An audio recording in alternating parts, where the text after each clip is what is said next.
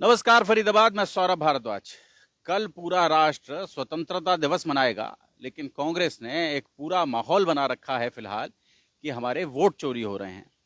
सड़क से लेकर संसद तक लगातार चीख रहे हैं, हल्ला मचा रहे हैं और कह रहे हैं कि हमारे पास सबूत हैं। बिहार में चुनाव है तो बिहार में रोज कुछ ना कुछ लिस्ट निकल कर आती है और बड़ी फजीहत हो रही होती है। आज हम लोग फरीदाबाद में हैं। हमारे साथ कांग्रेस की वरिष्ठ नेत्री हैं पराग शर्मा, वो हमारे साथ हैं। बल्लभगढ़ से चुनाव लड़ा इस बार पराग ने, और पराग इस पर क्या कहती हैं उसके बारे में बात करेंगे। एक धमाका, आप कह लें एटम बम तो नहीं था, लेकिन एक बड़ा बम फरीदाबाद में भी फूटा था, बल्लभगढ़ विधानसभा क्षेत्र में, जहां पराग ने 16,000 वोटों को चैलेंज किया था। पराग जी जी, क्या कहेंगे आप?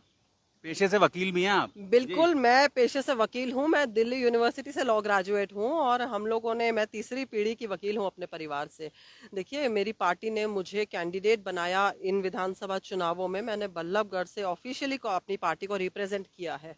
अब पहली बात आती है, हमारे नेता लोकसभा में विपक्ष के नेता आदरणीय राहुल गांधी जी ने जो 7 तारीख को इलेक्शन कमीशन के खिलाफ जो एटम बम फोड़ा है, वो सिर्फ कोई इलेक्शन कमीशन के लिए बोलने की बात नहीं थी।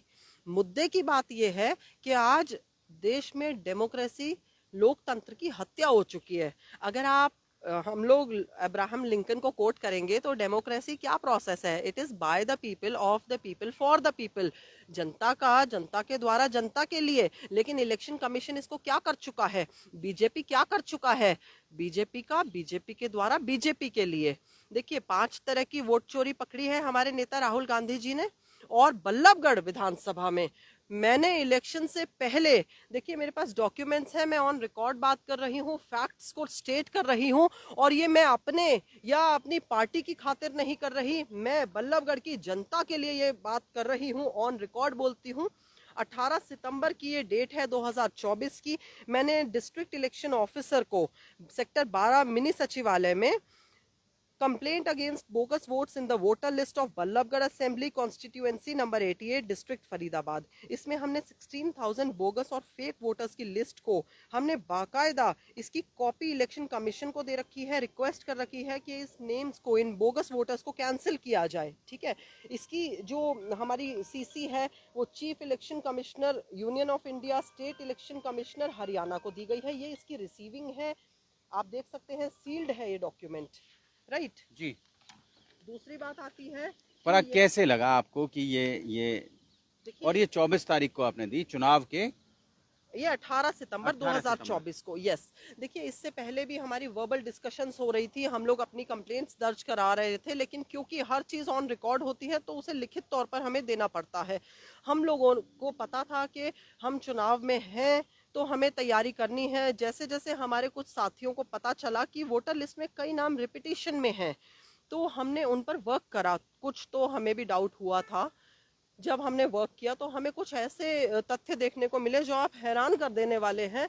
और देखिए, मैं आपको ये 16,000 वोटर्स का, ये फर्जी वोटर्स का, डुप्लीकेट वोटर्स का, मैं आपको ये पूरा डेटा दे रही हूँ, ऑन रिकॉर्ड बात कर रही हूँ।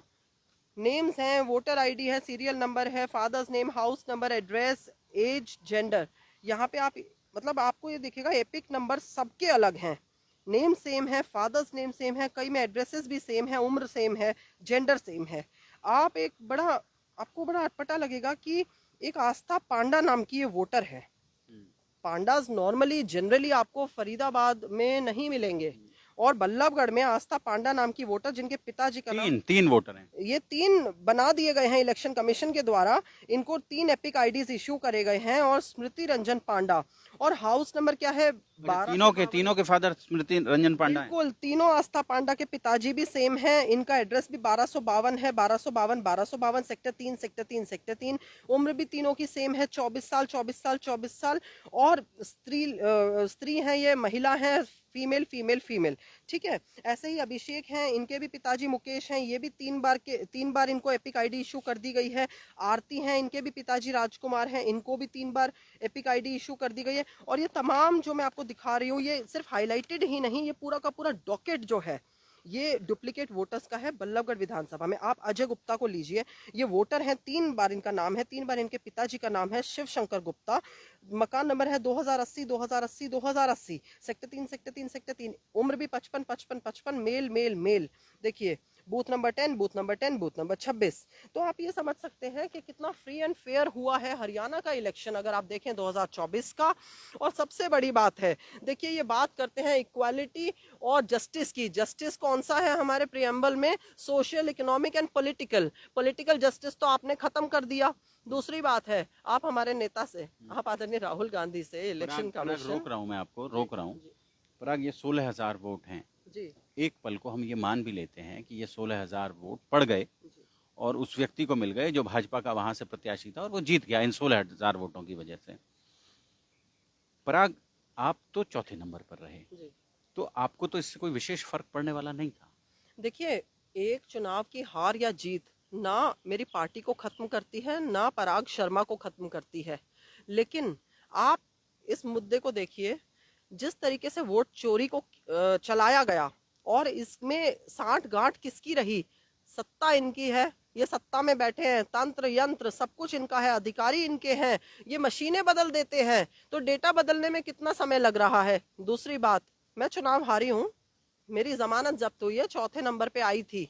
हमारी पार्टी में जो गद्दार बैठे थे, जो बीजेपी की मदद कर रहे थे, अब आप ये देखिए बीजेपी कितने बैकफुट पे थी कि कांग्रेस के गद्दारों की मदद ले रही है। और उसके साथ साथ फर्जी वोटर लिस्ट बना रही है, फिर वो वोट कास्ट करवा रही है, तब भी कांग्रेस से 8 ही सीट का फासला रहा सत्ता पाने के लिए। ठीक है, आप एक बात देखिए, मैं बल्लभगढ़ के लोगों से ये बात कहना चाहूंगी कि कौन वो व्यक्ति थे जो चुनाव के मैदान में थे और वो आपसे ये कहते थे कि हमें तुम्हारी वोटों की जरूरत ना है। कौन थे वो?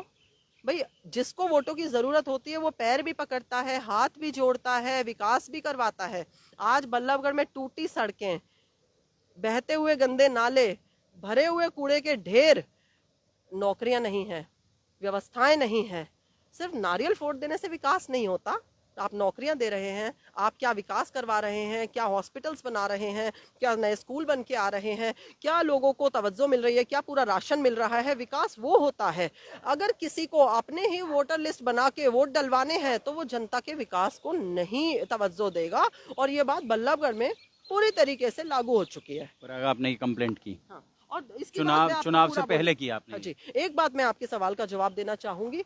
मैं चुनाव हारी हूँ, ठीक है, मैंने बहुत अदब से उसको एक्सेप्ट किया। मेरी पार्टी सत्ता में आती, लोगों के काम होते ना, विकास होता। आज एक नई नौकरी नहीं निकल के आ रही है, तो इसका जिम्मेदार कौन है? लोग तो नहीं है। देखिए, आज जनता परेशान है। जो लोग पानी पी पी के बीजेपी को कोस रहे थे, कोई ऐसा वर्ग नहीं था जो परेशान ना हो। तो आप ये बताओ, बैलेट पेपर्स में कांग्रेस पार्टी आगे आ रही थी ना, और सडनली ये जो रिजल्ट्स आए ये अचंभा कर देने वाले थे। मेरी पार्टी सत्ता में आती, मैं चुनाव हारती, कोई बात नहीं, मेरी पार्टी सत्ता में आती ना, वो नहीं आ पाई। और जो राहुल गांधी जी ने बात रखी है, आज पक्ष और विपक्ष की लड़ाई नहीं है, सत्ता और विपक्ष की लड़ाई नहीं है, राहुल गांधी और मोदी की लड़ाई नहीं है, ये लड़ाई देश की जनता की है, डेमोक्रेसी को बचाने की है। मैं समझती हूँ वो लोग मूर्ख नहीं है जो 4-4 घंटे लाइन में खड़े होते हैं, वोट डालने जाते हैं। आज उनकी वोट की जो आपने बेकदरी करी है इलेक्शन कमीशन ने और भारतीय जनता पार्टी ने, वो स्पष्ट तौर पर लोगों के चेहरे पे मायूसी के रूप में दिख रहा है। आप जानते हैं, आप इलेक्शन जानते कमीशन हैं। ने राहुल गांधी से एफिडेविट मांगा, हम्म। तो क्यों नहीं देते वो? देखिए, मैं तो ये कहती हूँ कि राहुल गांधी जी से आपने एफिडेविट मांगा, आपने पराग शर्मा से क्यों नहीं एफिडेविट मांगा, जो सितंबर में इस वोट चोरी का खेल को पकड़ के आपके सामने ला चुके हैं? दूसरी बात, आप खुद क्यों नहीं एक एफिडेविट दे देते, ऑन ओथ ये कह देते कि ये आपका डेटा ही नहीं है? भाई, ये एपिक नंबर्स हमने नहीं इशू करे, आप कह दीजिए ये पराग शर्मा ने खुद ही एक डॉक्यूमेंट अपना बना के और ये आपको दे दिया ड्राफ्ट करके। आप मना कर दीजिए ना, ऑन ओथ कह दीजिए इलेक्शन कमीशन के हमारे पास ना कोई कंप्लेंट आई है, ना बल्लभगढ़ से कैंडिडेट ने कोई डेटा हमें प्रोवाइड किया था। आपने ऑफिशियली इसमें एक्सेप्ट करा हुआ है। देखिए, हमारे पास आज तक ने, इंडिया टुडे ने ऑलरेडी हमें इस पे कवर किया हुआ है। और ये बड़े अचंभे की बात है कि एसडीएम बल्लभगढ़ मयंक भारद्वाज जी के संज्ञान में ये है, ये इंडिया टुडे का देखो कवरेज है। ये देखिए, Haryana Congress candidate flags irregularities in the voter list and poll official confirms receipt of complaint assures action। क्या एक्शन लिया आपने, हमें बताइए प्लीज। आपने जनता को मूर्ख बनाया है, आपने सत्ता की चाटुकारिता की चरम पर पहुंचकर ये दिखाया है कि जनता मूर्ख है, जनता आपकी नजरों में जीरो है। ये देखिए, पूरा ये आज तक का डॉक्यूमेंट है, ये हमारी वोटर लिस्ट के साथ पूरा स्क्रूटिनाइज्ड है। बल्लभगढ़ एसडीएम जो है मयंक भारद्वाज जी, इनका एक्नॉलेजमेंट है, रिसीट ऑफ द स्टेटमेंट स्टेटिंग हाँ हमने रिसीव किया है कंप्लेंट और हम इलेक्शन कमीशन की गाइडलाइंस पे एक्ट कर रहे हैं। इन्होंने खुद कहा है कि इशू फ्लैग किया है लास्ट मिनट पे, तो चैलेंजिंग है। क्या चैलेंजिंग है? आप मशीनें बदल देते हैं, आप जीवित लोगों को मृत साबित कर देते हैं, तो आप फेक वोटर्स को नहीं पकड़ सकते क्या? विलिंगनेस नहीं है। तो कुल मिला के देखिए समझ में ये आता है, इलेक्शन कमीशन ने कंफर्म किया है that the matter is under review.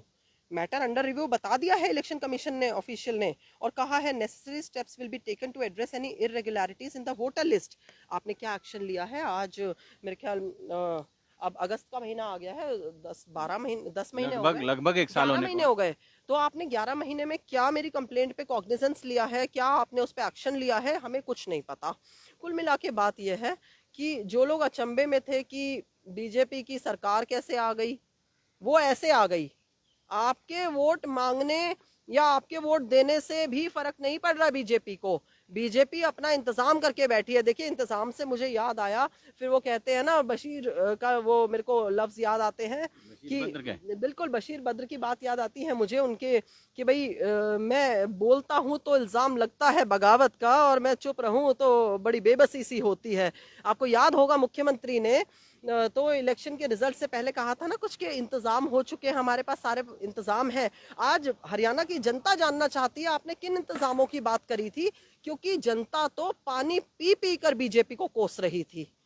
मैं तो ये समझती हूँ कि पूरा का पूरा सिस्टम हाईजैक्ड है। लोग आप देखिए, हमारी 10 में से 5 सीट आती है लोकसभा में, और कई जगह तो हम बड़े कम मार्जिन से अपनी सीट को लूज कर रहे हैं लोकसभा में।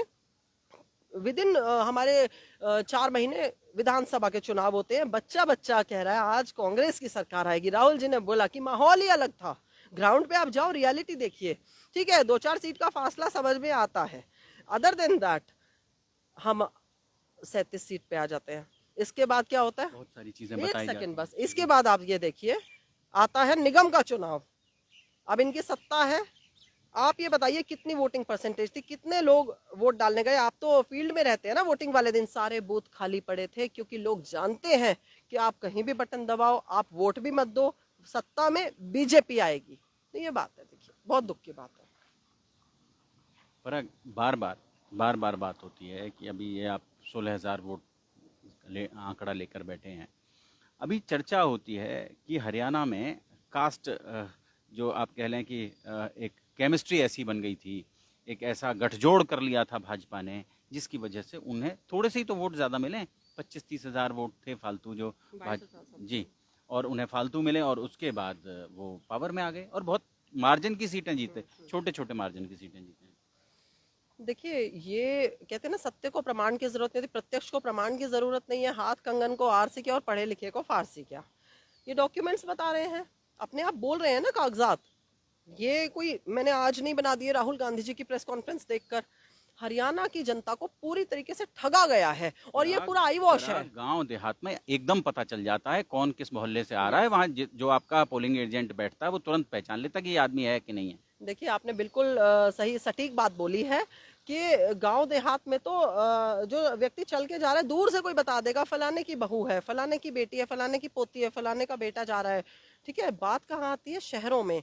इन्होंने शहरों में एक ऐसा सिस्टम बनाया कि जैसे देखिए कोई नाम आ गया कॉलोनियों में, कोई जानता ही नहीं है, सोसाइटीज हैं, लोगों के वोट बना दो। बल्क वोटर्स कैसे बनाए इन्होंने बेंगलुरु में, महादेवा कॉन्स्टिट्यूएंसी में। और ये अपने जितने भी पुराने जो राहुल जी ने दिखाया है, अब वो मिंटा देवी हैं 124 साल की, उन्हें फर्स्ट टाइम वोटर बनाया। कितने शर्म की बात है, डेमोक्रेसी क्या मतलब, आपने एक नंगा नाच करके दिखा दिया है और आप किसी को मुंह दिखाने लायक नहीं रहे हैं। चंद सिक्कों की खनक से आपने अपना ईमान बेचा है इलेक्शन कमीशन ने, और आपको क्या डर होगा मुझे नहीं पता। ना हम डरते, ना हमारा नेता डरता, और हम सड़कों पे उतर के लड़ाई लड़ेंगे इस वोट चोरी के खिलाफ।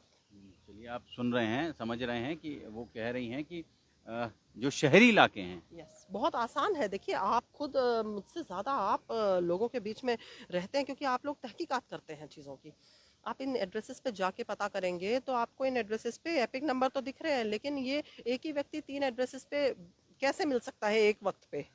वो इलेक्शन कमीशन की मिलीभगत से मिल सकता है। आप देखिए बल्लभगढ़ की अब जैसे जनता जैसे रोती फिर रही मैं है, उनके उनके उनके वोटर आईडी नहीं बन रहे हैं। जो जेन्युइन लोग हैं, वोटर आईडी किसका बनेगा? जो बीजेपी का एजेंट होगा, जो बीजेपी को वोट डालेगा। तो बल्लभगढ़ में पूरे इंतजाम थे और ये अच्छी तरह जानते थे ये चुनाव हारने वाले हैं। मैं नहीं कह रही कि मैं जीत रही थी अगर वो हार रहे थे, लेकिन बीजेपी हार रही थी। बीजेपी बुरी तरीके से हार रही थी और ना सिर्फ बल्लभगढ़ में, पूरे प्रदेश में हार रही थी। अब क्या करेंगे आप? देखिए हमने तो जनता को बताना है, जनता की कोर्ट में जाएगा, जनता की अदालत में ये फैसला होगा कि बीजेपी खुद सत्ता में आई है या ये अपने आप ही अपने आप को थोप चुके हैं कि भाई आप वोट दो ना दो, हम सत्ता में रहेंगे। अगर यही चलता रहा तो आगे भी यही होगा। भाई विकास तो नहीं होना, विनाश होना है। ऑलरेडी विनाश की डगर पे चल चुकी है भारतीय जनता पार्टी। और ये जो वन नेशन वन इलेक्शन और ये भाई आप करो, आप धर्म की अफीम चटाओ लोगों को और लोगों के साथ अन्याय करो। नौकरियां आपको देनी नहीं, राशन आपको देना नहीं, सुविधाएं आपको देनी नहीं, तो फिर आप वोट कैसे मांग लोगे? वोट भी आपको नहीं मिलेगा ना। इसीलिए इन्होंने वोट चोरी के इंतजाम करने शुरू कर दिए। देखिए लीडर ऑफ ऑपोजिशन को तो इन्होंने उस कोरम में ही नहीं रखा जहां पे इलेक्शन कमिश्नर ऑफ इंडिया को एक जिनका चयन किया जाता है। तो ये शुरुआत से इनकी जो स्ट्रैटेजी चल रही थी वो वोट चोरी का ही इनका प्रावधान था, वो इन्हें पूरा करना था, वो ये कर चुके हैं। लेकिन अब ये पकड़े जा चुके हैं। अब जनता तय करेगी कि गद्दी चोर को वोट चोर को गद्दी छोड़नी पड़ेगी। तो सुना आपने, पराग शर्मा थी हमारे साथ। जोड़ेंगे आपको शहर की ऐसी ही और महत्वपूर्ण खबरों के साथ। बहुत बहुत धन्यवाद।